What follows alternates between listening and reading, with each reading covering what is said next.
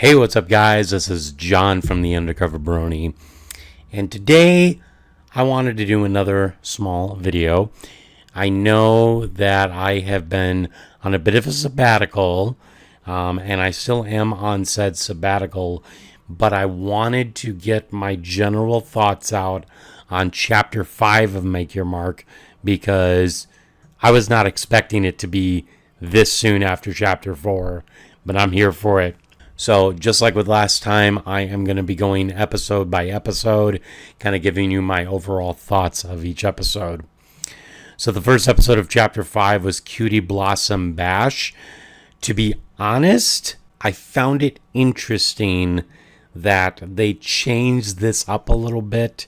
I can sort of understand with it being thousands of years apart, having the Cutie Blossom Bash be something different, where it's literally trotting across the stage with your cutie mark as a flag on the back.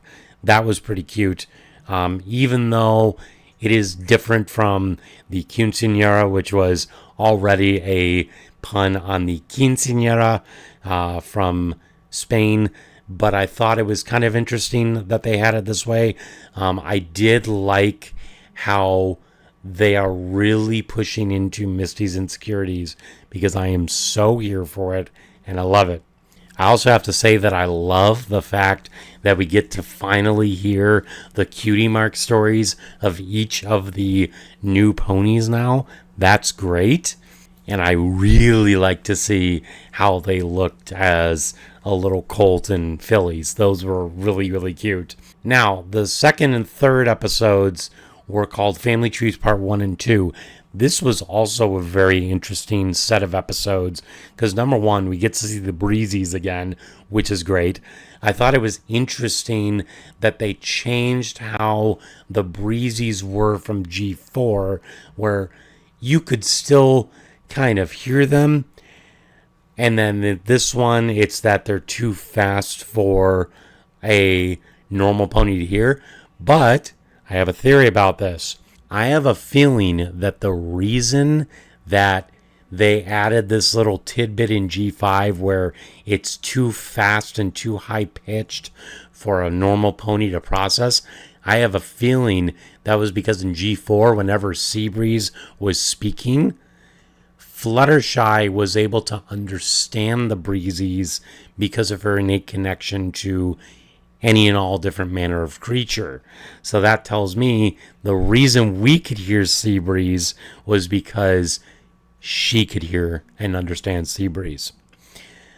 I also liked how it was interesting to find out that Alphabettle was Misty's dad.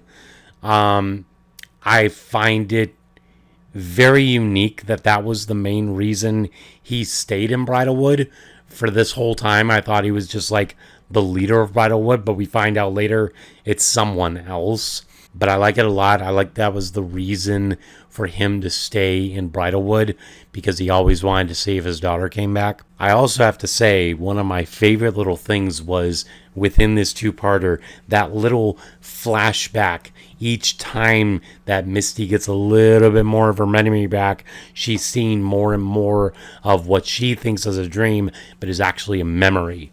For episode 4, Father of the Bridlewood, first of all, great pun.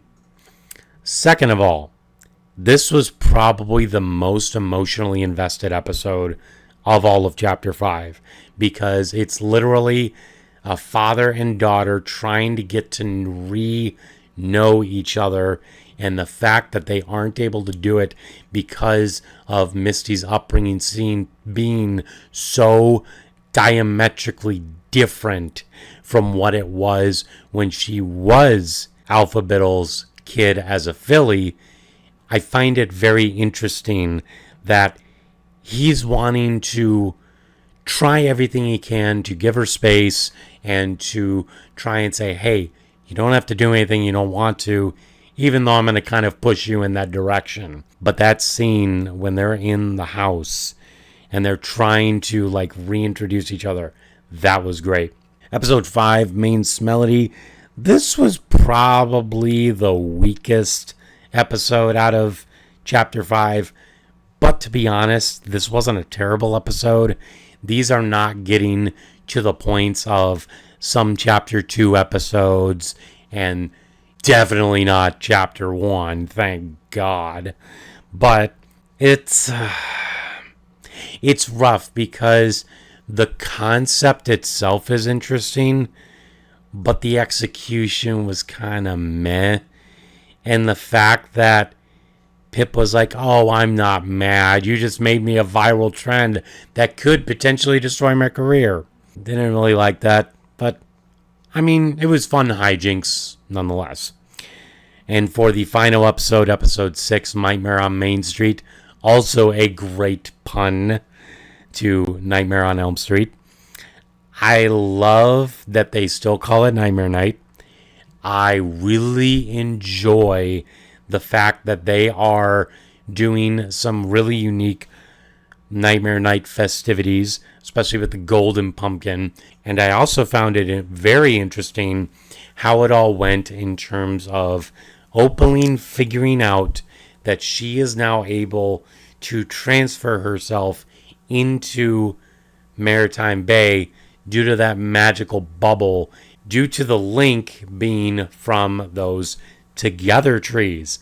That was really interesting, and it also brings more context to the Tree of Harmony.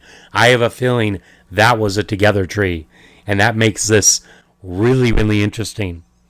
But once again, one thing I love was that they are just making Opaline as being a nothing villain.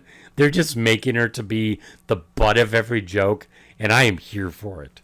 One final thing that I'll say before ending this off as well is finally we do get to see a little bit of change in the intro. It's very subtle, but I really love how when you get to the castle of Opaline, you get to see Misty all happy now with Opaline looking at her being like, the heck?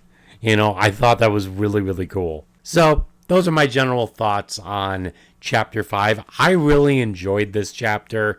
It wasn't as grand and epic as Chapter 4 was, but this was still a fine follow-up to Chapter 4, and I love how they know, these writers know, keep it on Misty, because that is the cash cow of this series.